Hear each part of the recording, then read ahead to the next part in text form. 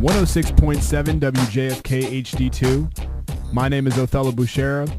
My co-host Chris Lingbach is in here, and we are the C&O Show. Now, on the line, we have a guy I am very excited to talk to. His record in the UFC is 5-1. His overall record is 11-1, and he'll be fighting Ryan Bader tomorrow at UFC 126. Johnny Bones Jones joins the show. John, what's up, man?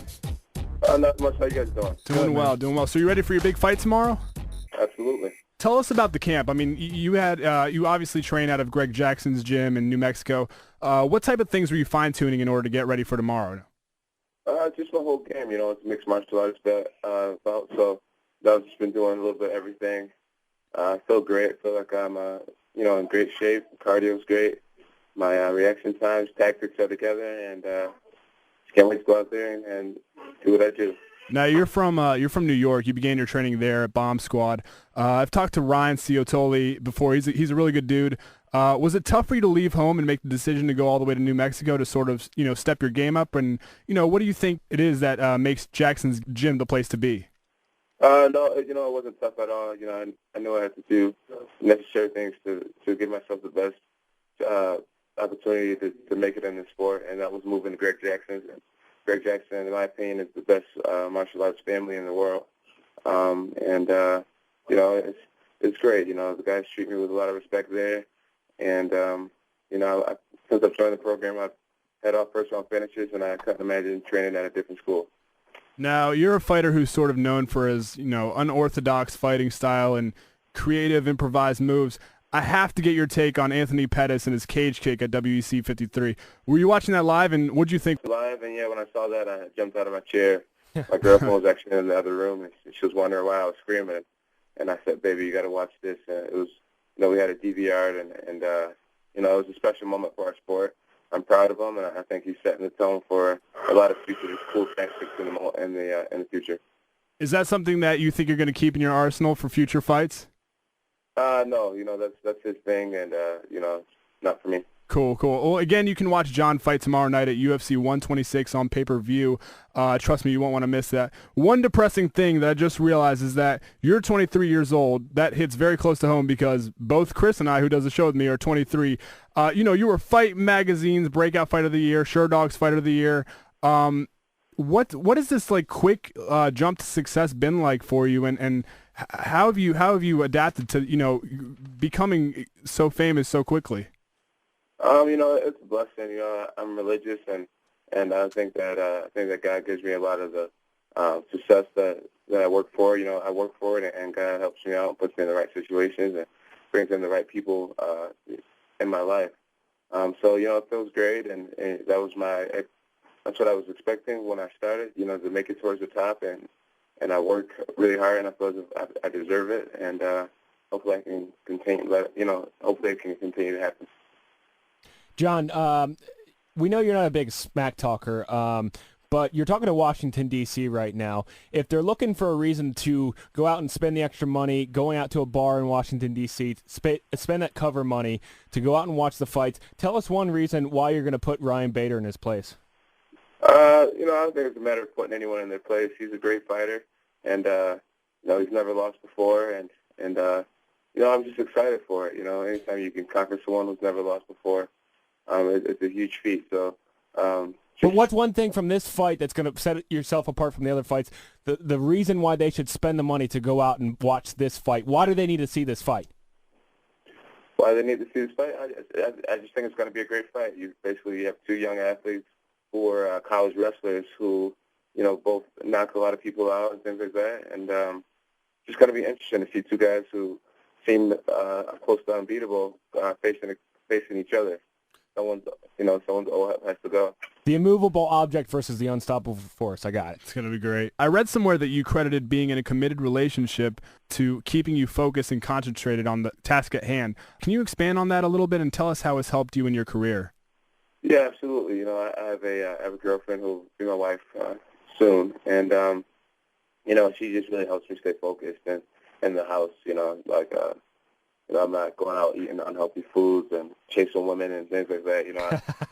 I have kids, and I feel like an adult already when it comes to just my professional life, my life at home. and it helps me out a lot. You know, she really helps me stay grounded and focused on our family's survival. What do you think your biggest advantage as a fighter is? I mean, you've got the longest reach in the UFC. You're one of the most dynamic fighters I've seen. You train really hard. What do you think it is? I think my biggest advantage is that I have Jesus Christ in my life, and also that that I have a family that I have to provide for. You know, where a lot of people fight for money and for fame and things like that. You know, I fight because you know, I have a family to provide for. You know, I ended up leaving school a little early, and I only have an associate's degree, and it's hard to make it in this economy nowadays. Right. I want my family to want to secure a really safe future for my daughters and have college funds set aside and things like that. You know, I just really can't afford to fail in this sport, and I'm not going to allow myself to. Let me ask you about that then. If you know that this sport only has a certain amount of certain timeline for you, say you can fight only until you're about 40, 41, 42 if you're lucky, and you do want to provide a great life for your family and your kids and your grandchildren, what are you thinking long terms to continue that money train going? Yeah, well, right now, you know, I take very little damage. I only fight about twice a year. Mm-hmm. I take a time off in between fights. But as far as the long-term goals, you know, right now, some of my big goals are to, you know, make enough money early where I won't have to worry about fighting when I'm in my 40s. You know, I'm 23 now, and I'd like to be done by the time I'm 30, maybe 33, somewhere around that, maybe a 10-year career. Nice. So right now, I'm really smart with finances, and I have a really smart team behind me, people who won't allow me to do silly 23-year-old things. You know, how things that we're doing. Well, you don't want to go buy a huge car and all that type of stuff. I try to be really smart with investing. And, you know, like I said, I'm more concerned with my family's future than having a shiny watch or a nice car. So. Last question. I know you got to go. I have to assume you're a football fan. I know you played in high school. Brother was just drafted by the Ravens last year, and I think your other brother played for Syracuse, right? Mm-hmm. Who is your Super Bowl pick and why? I gotta know. Well, I guess I'll pick the Jets, the Packers. Packers. Well, you know, my little brother plays for Syracuse. I'll let him answer that question. Oh, nice. Good call, John. We got your brother on the line? Hey, I'm going with the Packers, guys. Why you got the Packers? You know, all my friends are Pitt fans, and you know, Pitt they beat the Ravens. You know, and that's my other brother's team, so I want to go with the rival team. Yeah. What was your brother like as a football player back in high school? As far as football player, I mean, I played at the same team with him in Syracuse. This is Chandler. This isn't John anymore. I know. I'm saying, what was your brother like when he played ball with you?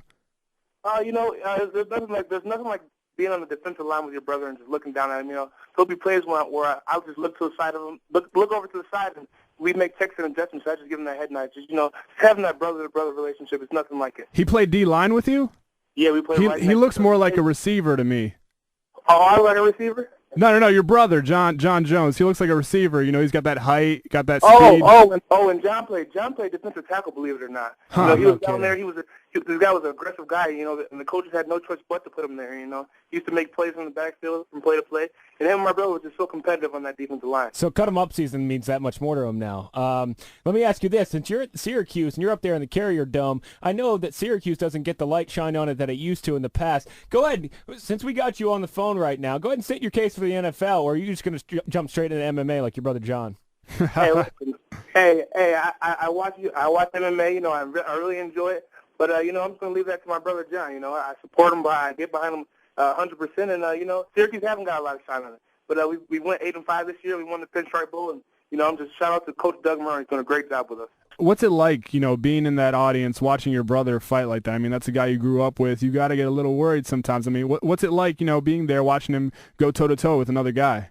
You know what? Whenever I get asked that question, you know, I say I get more nervous for his fights than I do for my own football games. You know, You know, it's real. You know, this isn't the WWE. This isn't stage. This is a real fight. Guys got nothing but gloves and shorts on. You know, so it's huge for me. You know, I get my hands get clammy, and all that nervousness goes away once John leads his first strike. How do we get in touch with you? You on Twitter or anything like that? I'm on Twitter. You can follow me at SanJones99. Cool, man. Can we say bye to your brother? Oh, here he is, right here. My little brother is a clown. That was awesome, man. That was awesome. I love the handoff. All right, that sounds good, man. Thanks, man. Hey, no problem, man. I had a great time. All right, Thanks, good luck, good bud. luck tonight, Mike. Thanks a lot.